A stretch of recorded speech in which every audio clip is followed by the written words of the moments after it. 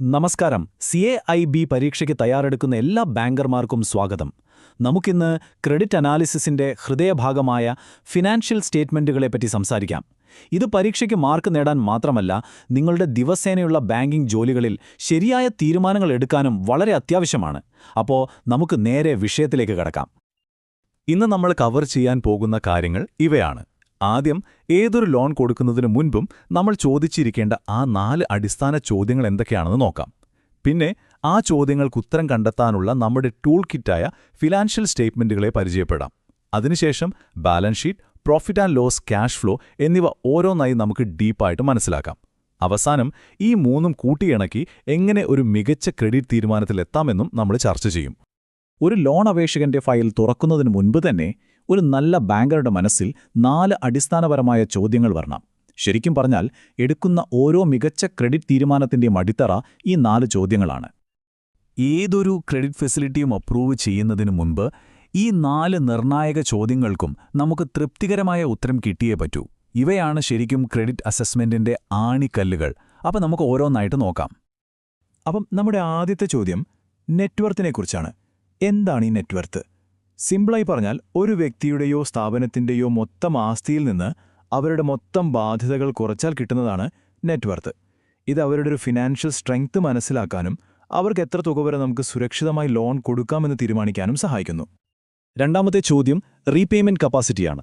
അതായത്, ലോൺ തിരിച്ചടയ്ക്കാനുള്ള കഴിവ് അവർക്കുണ്ടോ?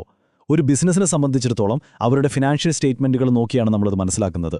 അവർക്ക് കടം വീട്ടാൻ ആവശ്യമായ ക്യാഷ് ഫ്ലോ, അതായത് പണമൊഴുക്ക് ഉണ്ടാക്കാൻ സാധിക്കുന്നുണ്ടോ? അതാണ് ഇവിടുത്തെ പ്രധാനപ്പെട്ട കാര്യം. മൂന്നാമത്തെ ചോദ്യം ലോൺ വയാബിലിറ്റിയെക്കുറിച്ചാണ്. അതായത്, ഈ ലോൺ എടുത്തതുകൊണ്ട് എന്തെങ്കിലും പ്രയോജനമുണ്ടോ? അവർ ചെയ്യാൻ പോകുന്ന സംരംഭം ലാഭകരമാണോ, ഉൽപ്പാദനക്ഷമമാണോ എന്നൊക്കെ നമ്മൾ ഉറപ്പുവരുത്തണം. ഈ പണം അവരുടെ ബിസിനസ് വളർത്താനും വരുമാനം കൂട്ടാനും ലാഭമുണ്ടാക്കാനും സഹായിക്കണം. നമ്മുടെ നാലാമത്തെയും അവസാനത്തെയുമായ ചോദ്യം സെക്യൂരിറ്റി അവൈലബിലിറ്റിയെക്കുറിച്ചാണ്. അതായത്, ആവശ്യത്തിന് ഈട് അഥവാ കൊലാട്രൽ സെക്യൂരിറ്റി ഉണ്ടോ? നമ്മൾ പ്രതീക്ഷിക്കാത്ത എന്തെങ്കിലും സംഭവിച്ച് ലോൺ തിരിച്ചടവ് മുടങ്ങിയാൽ ബാങ്കിന് പണം തിരികെ പിടിക്കാനുള്ള ഒരു രണ്ടാം വഴിയാണ് ഈ സെക്യൂരിറ്റി. അതുകൊണ്ട് ഇതിന്റെ ലഭ്യതയും മൂല്യവും ഉറപ്പാക്കേണ്ടത് വളരെ പ്രധാനമാണ്. ശരി, ഈ 4 ചോദ്യങ്ങൾക്കും നമുക്ക് ഉത്തരം കണ്ടെത്തണമല്ലോ. അതിന് നമ്മളെ സഹായിക്കുന്ന ഉപകരണങ്ങൾ എന്തൊക്കെയാണ്? അതാണ് നമ്മുടെ അടുത്ത സെക്ഷൻ. ഒരു ക്രെഡിറ്റ് അനലിസ്റ്റിന്റെ കയ്യിലുള്ള ഏറ്റവും ശക്തമായ ടൂൾ കിറ്റാണ് ഫിനാൻഷ്യൽ സ്റ്റേറ്റ്മെന്റുകൾ. ഒരു ബിസിനസ്സിന്റെ സാമ്പത്തിക ആരോഗ്യത്തിന്റെ ഒരു ബേർഡ്സ് ഐ വ്യൂ, അതായത് ഒരു പൂർണ്ണമായ ചിത്രം തരുന്നൊന്നാണ് ഫിനാൻഷ്യൽ സ്റ്റേറ്റ്മെന്റുകൾ. നമ്മളെപ്പോലുള്ള ബാങ്കുകൾക്ക് മാത്രമല്ല, നിക്ഷേപകർക്കും ഗവൺമെന്റിനും ഒക്കെ ഇത് വളരെ പ്രധാനപ്പെട്ട ഒരു ഡോക്യുമെന്റാണ്. കമ്പനീസ് ആക്ട് അനുസരിച്ച് ഒരു സമ്പൂർണ്ണ ഫിനാൻഷ്യൽ സ്റ്റേറ്റ്മെന്റ് സെറ്റിൽ 5 കാര്യങ്ങളുണ്ട്. Balance sheet, profit and loss account, cash flow statement, statement of changes in equity, പിന്നെ നോട്ട്സ് ടു അക്കൗണ്ട്സ്. പക്ഷെ പേടിക്കേണ്ട, നമ്മുടെ ക്രെഡിറ്റ് അനാലിസിസിന് ഏറ്റവും പ്രധാനപ്പെട്ട ആദ്യത്തെ 3 എണ്ണത്തിലാണ് നമ്മളിന്ന് ഫോക്കസ് ചെയ്യുന്നത്. അപ്പോ നമ്മുടെ ടൂൾ കിറ്റിലെ ആദ്യത്തെ ഉപകരണമായ ബാലൻസ് ഷീറ്റിൽ നിന്ന് തന്നെ തുടങ്ങാം. ബാലൻസ് ഷീറ്റ് എന്ന് പറഞ്ഞാൽ ഒരു കമ്പനിയുടെ സാമ്പത്തിക സ്ഥിതിയുടെ ഒരു ഫോട്ടോയാണ്. ഒരു പ്രത്യേക ദിവസത്തെ, ഉദാഹരണത്തിന് മാർച്ച് 31 ഒരു സ്നാപ്ഷോട്ട്. ആ ദിവസം കമ്പനിക്ക് എന്തൊക്കെ ആസ്തിയുണ്ട്, എന്തൊക്കെ ബാധ്യതയുണ്ട് എന്നിത് കൃത്യമായി കാണിച്ചു തരും. ഇതിനകത്ത് 3 പ്രധാന കളിക്കാരുണ്ട്: ആസറ്റ്സ്, ലയബിലിറ്റീസ്, പിന്നെ ഓണേഴ്സ് ഇക്വിറ്റി. ആസറ്റ്സ് എന്ന് പറഞ്ഞാൽ കമ്പനിയുടെ ആസ്തികൾ, അതായത് അവർക്ക് സ്വന്തമായുള്ളതെല്ലാം. ലയബിലിറ്റീസ് എന്ന് പറഞ്ഞാൽ അവരുടെ ബാധ്യതകൾ അഥവാ കടങ്ങൾ. ഓണേഴ്സ് ഇക്വിറ്റി എന്നാൽ ആസ്തിയിൽ നിന്ന് ബാധ്യതകൾ കുറച്ചാൽ ബാക്കിയുള്ള തുകയാണ്. അതാണ് ഉടമസ്ഥർക്ക് അവകാശപ്പെട്ടത്. ഇവിടെ ഏറ്റവും പ്രധാനപ്പെട്ട ഒരു സമവാക്യമുണ്ട്. ആസ്തികളെന്ന് പറയുന്നത് എപ്പോഴും ബാധ്യതകളും ഉടമയുടെ ഓഹരിയും കൂട്ടുന്നതിന് തുല്യമായിരിക്കും. ഒരു തുലാസ് പോലെയാണത്. 2 സൈഡും എപ്പോഴും തുല്യമായിരിക്കണം. അതുകൊണ്ടാണ് ഇതിനെ ബാലൻസ് ഷീറ്റ് എന്ന് തന്നെ വിളിക്കുന്നത്. ഇനി നമുക്ക് രണ്ടാമത്തെ സ്റ്റേറ്റ്മെന്റിലേക്ക് പോകാം. പ്രോഫിറ്റ് ആൻഡ് ലോസ് അക്കൗണ്ട് അഥവാ P&L അക്കൗണ്ട്. ബാലൻസ് ഷീറ്റ് ഒരു പ്രത്യേക ദിവസത്തെ ഫോട്ടോ ആണെങ്കിൽ P&L അക്കൗണ്ട് ഒരു വീഡിയോ പോലെയാണ്. ഒരു നിശ്ചിത കാലയളവിൽ, സാധാരണയായി ഒരു വർഷത്തിൽ, കമ്പനിയുടെ പ്രകടനം എങ്ങനെയായിരുന്നു, ലാഭമുണ്ടാക്കിയോ അതോ നഷ്ടമുണ്ടാക്കിയോ എന്നത് കാണിച്ചു തരുന്നു. ഇതിന്റെ ഒരു ഘടന വളരെ ലളിതമാണ്. കഥ തുടങ്ങുന്നത് റവന്യൂ അഥവാ മൊത്തം വരുമാനത്തിൽ നിന്നാണ്. അതിൽ നിന്ന് ഓരോരോ ചിലവുകളായി, അതായത് വിറ്റ സാധനങ്ങളുടെ വില, ശമ്പളം, വാടക, പലിശ, നികുതി ഇതെല്ലാം കുറച്ച് അവസാനം കയ്യിലെന്ത് മിച്ചം വന്നോ, അതായത് ഏർണിംഗ്സ് ആഫ്റ്റർ ടാക്സ് അഥവാ അറ്റാദായം എന്ന് നമ്മൾ കണ്ടെത്തുന്നു. ഈ ഫ്ലോ ചാർട്ട് നോക്കൂ.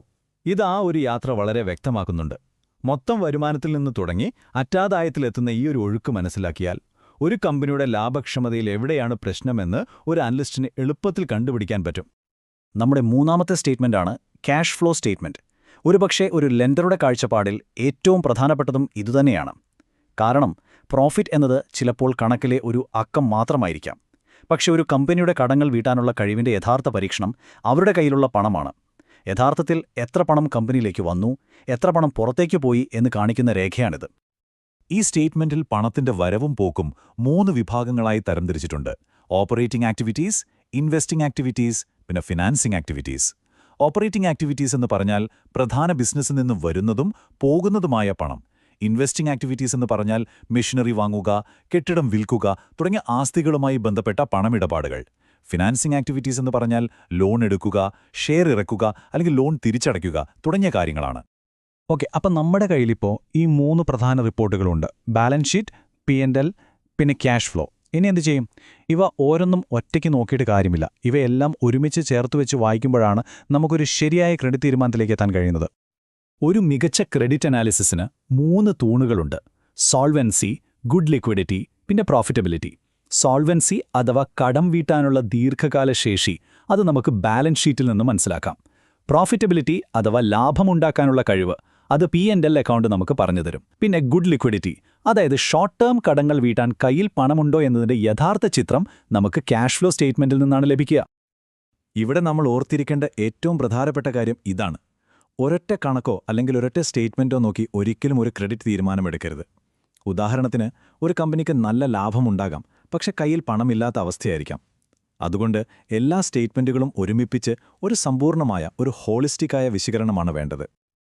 അപ്പോൾ CIB പരീക്ഷയിലെ വിജയത്തിനായി നമ്മളിന്ന് പഠിച്ച കാര്യങ്ങൾ ചുരുക്കി പറയാം.